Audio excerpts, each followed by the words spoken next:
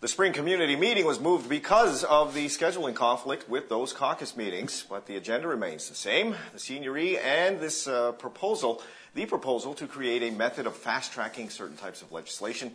Grand Chief Mike Delisle Jr. joins us on the show right now. Good morning. Good morning, Chief. Let's talk about the Seigneury first. What is it that people need to know at this time? Well, I'd like to give a comprehensive update.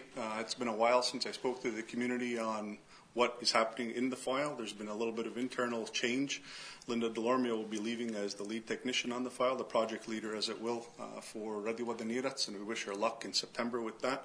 Winona Polson-Lahesh is the new project lead. Will be coming in and overlooking strategy. It's good to have a fresh pair of eyes once in a while. It's been several years now that we've been engaged. I won't say exactly negotiation, but engaged with Canada on this file. Its size demands that we do a review every once in a while, and I'd like to ensure that before election that the community understands where it is and where it's going. Okay. Secondly, let's talk about the so-called fast tracking of laws. What's it about, and why is it being developed?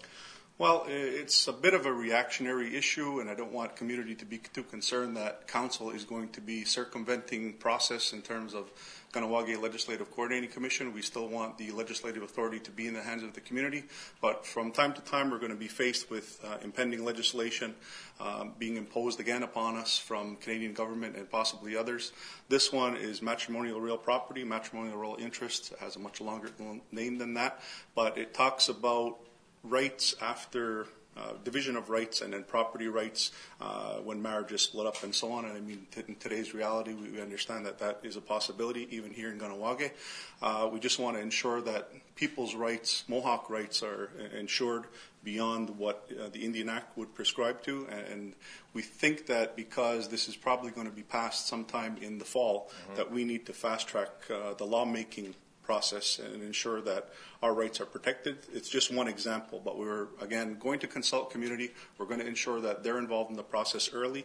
This isn't MCK changing the process at all. It's more of a reaction to emergency preparedness. Okay, well, kind of gets into my next question is that do you think that there's a danger that some people will think this is a way for council to kind of sneak laws past the community? No, absolutely not. No, I'm sure that some people will think that, but again, like I said, that's not the case at all. We're looking to ensure that community is involved from the outset of this.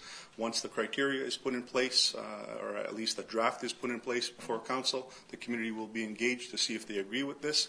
It's just to shorten the length of time in terms of process. It's still going to be engaged with community, absolutely.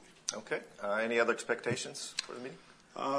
Open agenda at the end of the meeting as well, and given that it's the last one before election, I expect it to be lively. All right, then. Well, thanks for coming in this morning. I appreciate it.